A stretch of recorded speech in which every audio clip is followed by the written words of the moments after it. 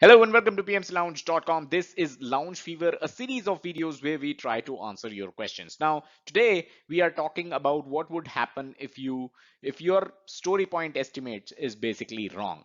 Is your project going to go off track if that happens? Let's talk more about it in this video. But before we go there, I'd like to remind you, if you're looking for other such videos where we have answered your questions on Agile, then check out the first link in the description.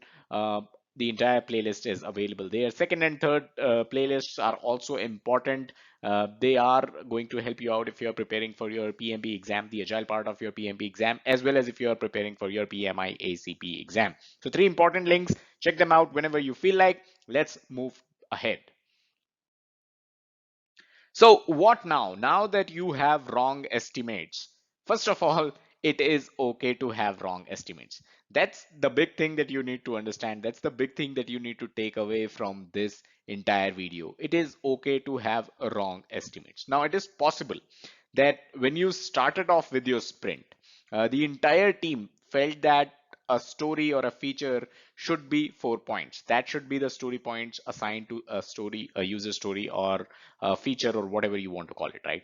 So in the beginning, this feature or this user story had 4 points.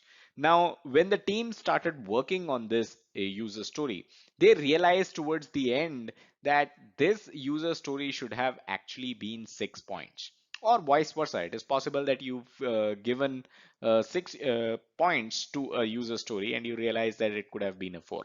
So you realize towards the end that the story point estimate that you basically assigned to a user story was wrong, and that is totally okay because you are not expected to predict the future when estimating story points. And this is a very important sentence. This is the kind of attitude change that Scrum wants to bring about. You are not required to predict the future. You are not required to be coming up with estimates that are going to be 100% true. It is okay even if you mess up. It is okay if you estimated a user story incorrectly. And now let's also take a look at what happens if you estimated a user story incorrectly and you were not able to complete it within the course of the sprint. What happens then? Let's talk about it in the next slide. So there is always a learning curve, and that is why I say as the Scrum team continue to estimate, it is okay to estimate incorrectly, but as you continue to estimate sprint on sprint, you're estimating the user stories, right? So as you continue to do that, you are going to get better over time. Now remember that after points are assigned to stories, you will build your sprint backlog, and you're going to calculate velocity as you move along in the sprint. So what this point is trying to tell you is the fact that you have a sprint, you have assigned points to your stories, and you are now going to start working on your sprint. As you work in your sprint, you are going to calculate velocity in terms of your story points. How much story points are you finishing off in one day or 2 days in one sprint, right? The entire sprint. So that's something that you're going to calculate as you move along in the sprint. Now, if there are more story points in the backlog, in the sprint backlog, then you can deliver. So let's say you've taken up 100 story points for a sprint, and you then realize in your sprint backlog you have items worth 100 story points. Now you realize that you cannot deliver 100 story points. Then whatever stories that you're not able to deliver, they will go back to the product backlog and they will then be reprioritized. And this image is going to help you understand even better. So you have a product backlog. Of course, all products have a product backlog. When you create a sprint backlog, you basically take user stories from the product backlog and these are moved to the sprint backlog. Each of these user stories are going to have certain story points. And if you realize that you have taken up you have bitten more than you can chew, you could have only delivered these two stories, and let's say these two account for uh, 10 story points, right? And this was also a 5 story point user story, and you realize that in one sprint you can actually deliver only 10 story points and not 15, this user story towards the end of the sprint is going to move back to the product backlog and it will be reprioritized. It's the story point that you have given to it that remains 5. You may want to maybe discuss it again in the next sprint, but for now, when the sprint is over and this user story is not complete, it goes back to the product backlog. So your project, the question that we talked about in the beginning itself, your project is not going off track. It's just that this user story is going to go back to the product backlog and will be taken up later in a different sprint. But on the whole, the team understood that they should be basically planning for 10 story points because that's the best that they can deliver, and they cannot deliver 15 story points. That's the learning out of this sprint. So that's the whole learning curve that we talked about in this slide. Now, continuing our discussion, in the beginning, it is possible that the number of story points your team completes in each sprint varies a lot. So in the previous example, we saw how the team was able to complete 10 story points, right? It is possible that in the next story point, the team is able to complete only 5 story points. And then in the next sprint, the third sprint after that, the team is able to complete 15 story points. So that is possible towards the beginning itself, because remember, everyone's new to this and people might be estimating the user stories incorrectly. But on the whole, there is a learning curve, and as the team gets more and more comfortable working together, they will also have a fair idea of how many story points should be assigned to stories and how many points they can accomplish in a sprint. So it is possible that when the team takes a look at their last 4 sprints, they'll take a look at how many story points they've delivered in the last 4 sprints.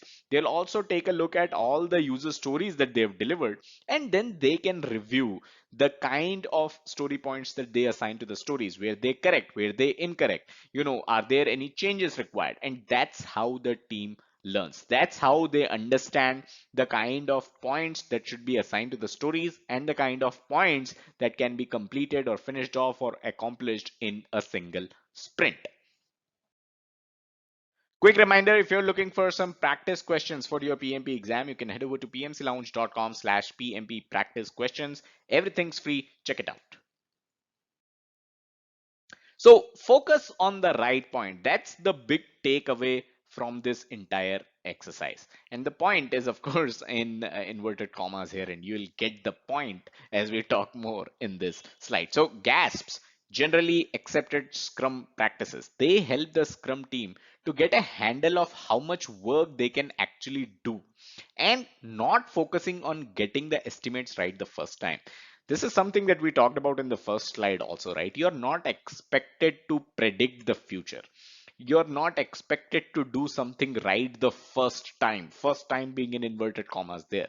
That's something, that's the traditional approach, right? Doing it right the first time, planning so much that when you do the work, you do it right. But that's not what Scrum practice is all about. Scrum practices tell you that you should not be focusing on predicting the future. You should not be focusing on getting the estimates right the first time. You should be focusing on getting a handle, getting understanding of how much work you can actually do within a sprint. The Scrum team will be able to decide the right amount of work to be taken in each sprint and work as efficiently as possible in the future sprints. And that's the whole point, right? To be able to take in the right amount of work in each sprint, to be able to continuously improve and get an understanding of how much work can be done in an efficient manner in all the sprints. The point, this should have been in inverted comma, the point is to have the whole team plan and track the work together. This is the whole point, right? This is the main thing, to have the entire Scrum team plan and work together.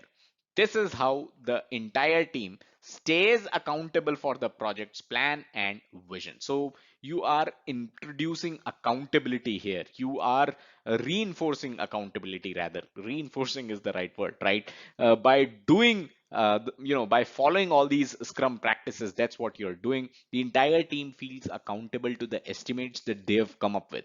The entire team feels accountable for the number of stories, the kind of stories that they have taken in a sprint. And that's the whole point. That's the whole idea behind having this entire planning poker exercise, having this entire assign the story points to every user stories. The whole idea is not to predict the future, but to have the team come together, do an activity together, and feel accountable towards the project. Question for this video: how do you handle wrong estimates? Has it ever happened in your project that the Scrum team came up with wrong estimates? If yes, what did you do about it? And that's all that we had in this video. I hope you enjoyed it. I hope you got value out of it. Smash that like button if you did. It helps us stay motivated and create more free content for you. Subscribe to the channel if you haven't done so already. Hit the bell icon to stay notified every time we upload new content. And if you like our work, consider contributing at pmclounge.com/contribute. Thank you.